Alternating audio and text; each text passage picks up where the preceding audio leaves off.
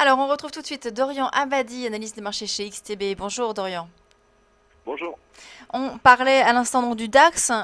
Vous étiez, je rappelle, la semaine dernière plutôt prudent sur cet indice. Vous disiez qu'on était proche des plus hauts historiques et vous gardiez la prudence. Est-ce que c'est toujours le cas aujourd'hui? Je vous entends pas très bien, mais Je disais que oui, je j'étais. disais je disais Oui, sur le DAX que la semaine dernière, quand on vous oui. a reçu, vous disiez être prudent sur le DAX parce qu'on avait atteint des plus hauts historiques et que vous préconisiez la prudence. Est-ce que alors on est aujourd'hui donc à Oui. 17, on a atteint les 10 800. Est-ce que vous êtes toujours prudent? Ah oui, d'accord. Je commence à. J'entends beaucoup mieux, effectivement. Alors, prudent surtout par rapport à la BCE, parce que mardi dernier, donc on n'avait pas encore le résultat, je dirais, la conférence de presse de Mario Draghi au niveau du quantitative easing. Depuis la nouvelle, je dirais, la publication de ce quantitative easing, on est rentré pleinement aussi avec nos clients durant les différentes séances de live trading. On attendait en fait simplement de casser des points psychologiques, hein, c'est-à-dire les 10 400, 10 500, 10 600, parce qu'on n'a aucune valeur technique, hein, comme on est sur les nouveaux points hauts historiques. Donc c'est beaucoup plus complexe, je dirais, d'abattre ces retracements de Fibonacci. La prudence, on l'a fait sauter globalement jeudi, vendredi, surtout vendredi, une fois qu'on avait complètement digéré, je dirais, la publication de la BCE. Maintenant, ce matin, la recommandation qu'on a passée à nos clients et qu'on a respectée hier au niveau du live trading avec nos clients également, c'est de rentrer uniquement quand même en scalping, parce que malgré tout, on reste sur des points très hauts. On s'attend à ce que les opérateurs, tôt ou tard, prennent leurs bénéfices, pourquoi pas un petit peu avant le FOMC. Je trouve qu'on commence à assister un petit peu à ça ce matin, c'est-à-dire on a déjà perdu une centaine de points sur le DAX. Donc la recommandation qu'on a donnée ce matin à nos clients, c'est de continuer le scalping haussier au-dessus des 10 800. Pour le moment, on n'y est pas, parce qu'on est revenu un petit peu en dessous, mais de se méfier de ces prises de bénéfices auxquelles on assiste à la fois sur euro-USD, sur le dollar en général, et sur le DAX 30 en parallèle. Donc là, c'est quand même un appel à la prudence beaucoup moins fort que la semaine dernière, puisqu'on a quand même une bonne visibilité sur ce qui va être annoncé demain par le FOMC, hein, demain soir à 20h. Alors que c'est vrai que mardi dernier, on était quand même plus hésitant, je dirais, sur la capacité de Draghi à rassurer les marchés. Voilà. Là, on voit sur votre graphique qu'on a largement dépassé donc maintenant les niveaux des 100 % de Fibonacci. On a aussi Ah oui. largement dépassé les 161,8 de Fibonacci, hein, qui était à 10 546. Pour vous, on n'est pas en accès aussi un petit peu là? On n'est pas tout de même justement, en plus également on voit qu'on dépasse, hein, la borne de Bollinger, la borne haute de Bollinger, hein, Ouais. qui est tracée sur votre graphique. Est-ce que vous ne pensez pas justement qu'on est en excès haussier sur les indices? On est totalement en excès, ça on le dit beaucoup à nos clients. Mhm. Maintenant, le problème d'un excès, c'est de savoir jusqu'où il peut se définir. Ce Ouais. matin, l'excès quand même se corrige un petit peu, comme je disais tout à l'heure, avec les quelques prises de bénéfices, Mhm. parce qu'il n'y a pas de sujet vraiment économique là en ce moment, ce matin, pour justifier un petit peu les prises de bénéfices.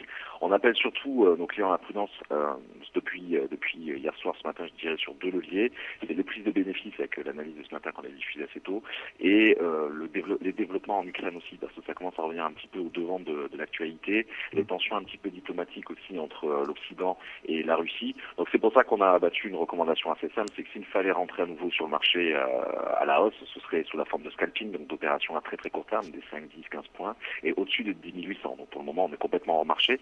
D'ailleurs, hier, au niveau de notre séance pour les clients en live trading, on avait ouvert 9 opérations clôturées pendant la même séance. On n'est pas exposé ce matin même sur le DAX 30. On est simplement en attente de la séance de cet après-midi, voir si effectivement on est au-dessus ou en dessous des 10 8, mais on reste relativement tranquille, je dirais, ce matin, à mesure que les grandes mains, les grands opérateurs récupèrent un petit peu leurs gains sur ce marché. Voilà. Hmm. Alors, est-ce que vous n'êtes pas explicite donc sur les indices européens? Est-ce que vous l'êtes sur l'euro-dollar? On en avait parlé également la semaine dernière. Vous étiez baissier, hein, vous aviez à Oui. l'époque donc un objectif donc vers les 1,15. Vous pensez aussi qu'on peut atteindre la parité totale avec un objectif, hein, à premier niveau d'abord à 1,09. Donc là, on est à 1,13. On est remonté un petit peu après hier. Oui. Est-ce que vous pensez qu'on peut redescendre encore un petit peu là?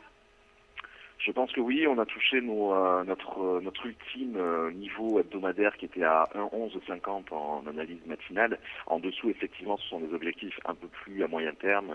On peut parler des 1,09, on peut parler même de la parité absolue. Parité absolue, c'est quand même un objectif plutôt 2015, plutôt qu'un objectif hebdo. Mais pour le moment, on se maintient, comme pour le DAX, hein, sur une prise de bénéfices depuis hier. Donc, euro USD remonte légèrement, mais il ne peut pas, enfin, ça ne peut pas remettre en cause les mêmes fondamentaux, les mêmes écarts économiques économique entre les États-Unis, achat de dollars, et la faiblesse de l'Europe, baisse de l'euro. Donc pour le moment, prise de bénéfice des opérateurs. Ça ressemble beaucoup d'ailleurs visuellement à ce qu'on avait eu. C'était donc autour de mi-décembre exactement, les 8, 9 et 10 décembre, où on avait eu 3 séances consécutives de prise de bénéfices qui n'avaient absolument pas remis en cause, je dirais, la trame de fond. Donc effectivement, moi, j'aurais tendance à revenir d'abord sur notre précédent objectif, les 1,1150, puis 1,09 et courant 2015, tranquillement, la parité absolue. Voilà. Alors, quels sont, en dehors donc de ce que l'on vient de voir là, le DAX et l'euro-dollar, quelles sont vos convictions, par exemple, aujourd'hui? Qu'est-ce que vous recommandez à vos clients? Sur Euro-USD, on est très légèrement baissier. On avait pris une petite opération hier, c'est la seule qui est ouverte à objectif 1,1150, donc toujours ce canal baissier. Et pour le DAX, comme dit tout à l'heure, s'il fallait rentrer, ce serait uniquement à la hausse, au-dessus des 1800. Si on devait rentrer à la baisse cet après-midi avec nos clients, je pense que ce serait vraiment en rupture franche des 10700, mais j'y crois assez peu parce que là, on est simplement sur une prise de bénéfice. On n'est pas sur un vrai levier baissier majeur comme pourrait l'être l'Ukraine. Mais malgré tout, on appelle quand même vraiment à surveiller ce qui peut se passer en ce moment en Ukraine, parce que ça a été dominant sur le DAX, notamment pendant 5 mois consécutivement en 2014. Il ne serait pas étonnant, malheureusement, qu'on retrouve un petit peu cette situation-là courant début 2015. Et sur d'autres actifs? Alors les autres actifs, moi je les traite très peu en séance. Comme je dis tout le temps, il vaut mieux être spécialisé dans 2 actifs que moyen en 10. Donc très clairement, je préfère me concentrer uniquement sur les indices européens. Ce qui est valable pour le DAX au niveau des tendances et 99% du temps valable pour le CAC 40, que je considère un peu comme le petit frère, on va dire, de l'indice allemand, qui est la locomotive de toute manière.